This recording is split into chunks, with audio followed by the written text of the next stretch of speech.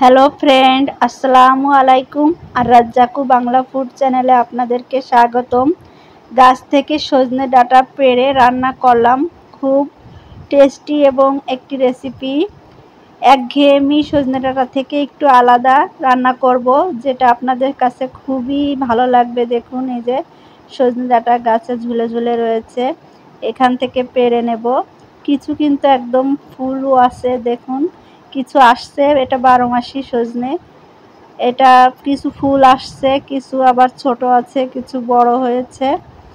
একদম সুন্দরভাবে এটা 12 মাস কাল সজনে থাকে। এই সজনে থেকে আমরা এই যেগুলো বড় হয়েছে সেগুলো আমরা পেড়ে নেব। চলুন পেড়ে আপনাদের সাথে শেয়ার করি। এই যে পেড়ে আমরা নিয়ে এসেছি, দেখুন একদম লকলকে সজনে।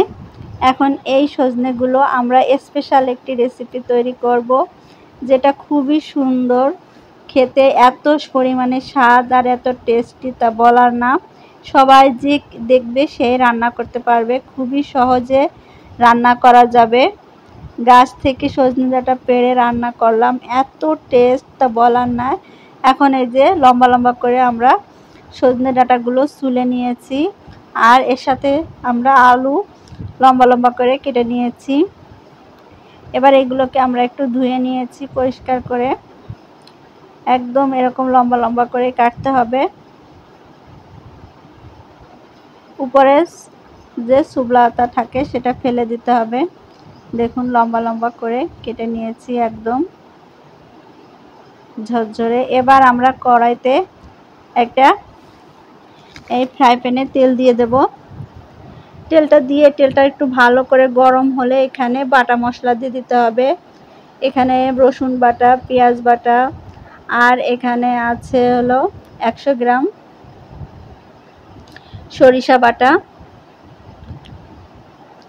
এখানে জিরা বাটা আছে 1 চা চামচ, জিরা বাটা আছে।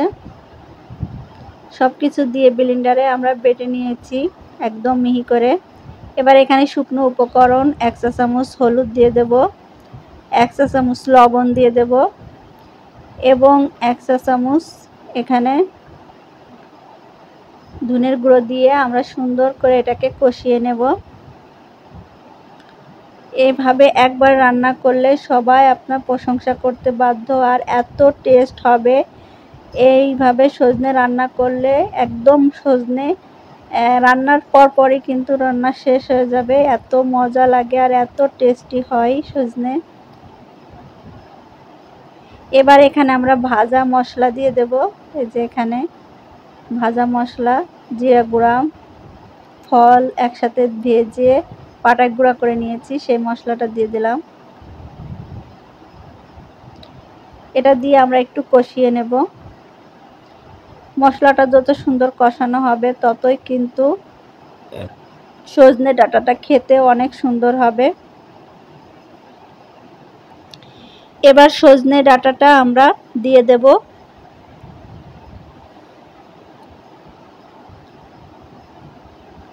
সজনে ডাঁটা দিয়ে ভালো করে আমরা মশলার সাথে সজনে ডাঁটা কষিয়ে নেব।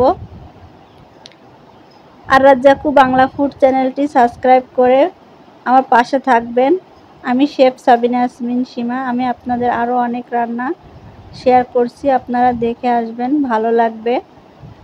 আর ভালো লাগলে শেয়ার, কমেন্ট এবং সাবস্ক্রাইব করে পাশে থাকবেন, তাহলে পরবর্তী ভিডিও বানানোর আগ্রহটা বৃদ্ধি পায় এবং ভালো লাগে। আপনাদের ভালোবাসা সাপোর্টে আমরা কিন্তু এগিয়ে যাই।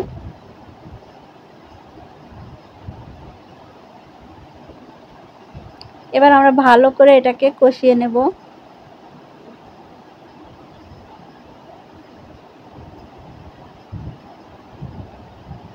এটা ভালো করে মশলার সাথে মিশিয়ে দিতে হবে সজনে ডাঁটা। এবার একটা ঢাকনা দিয়ে আমরা একটু 5 মিনিট কষিয়ে নেব। 5 মিনিট পর আবারও আমরা আলগা করে আবারও নাড়ায় দেব, সুন্দর করে মশলার সাথে মিশিয়ে দেব। মশলাটা যেন সজনের ভিতর একদম ঢুকে যায়, এজন্য বারবার এরকম ঢেকে দিতে হবে আর মশলাটা নাড়িয়ে দিতে হবে।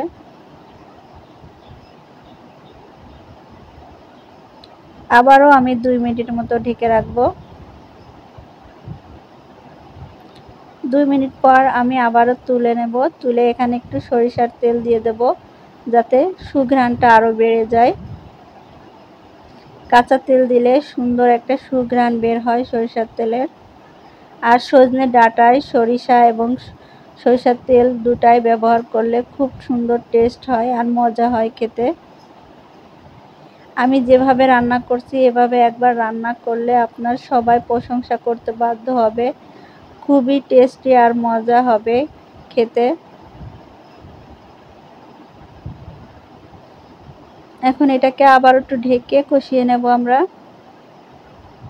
দেখুন মশলা কিন্তু পুরো মশলাটা সজনে ডাঁটা খেয়ে ফেলছে। এখন আমরা পানি দিয়ে দেব, দিয়ে এটাকে আমরা আবারও একটু 5 মিনিট ভাপে রাখবো।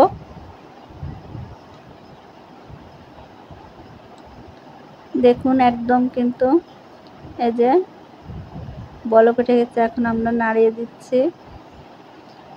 যতক্ষণ সজনে ডাঁটা সিজে না যাবে এবং আলুটা সিদ্ধ না হয়ে যাবে ততক্ষণ এটাকে সিদ্ধ করতে হবে।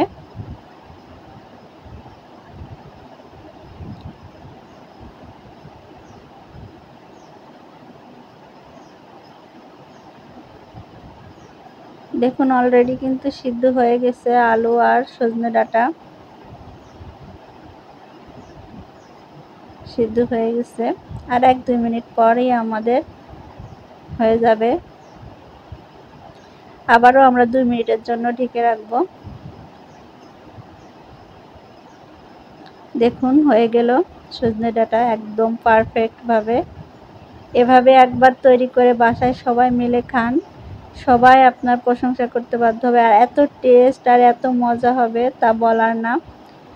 এটা যখন আমরা একটু রেখে দেব একদম সজনে এই পানিটা টেনে একদম মাখা মাখা হয়ে যাবে। এখন আমাদের রান্না শেষ। আমরা এখন নামিয়ে এটাকে রেখে দেব। আর এই সজনে ডাঁটা কিন্তু পুরো পানিটা চুষে একদম শুধু সজনে থাকবে আর মশলাটা থাকবে, তেল মশলা থাকবে।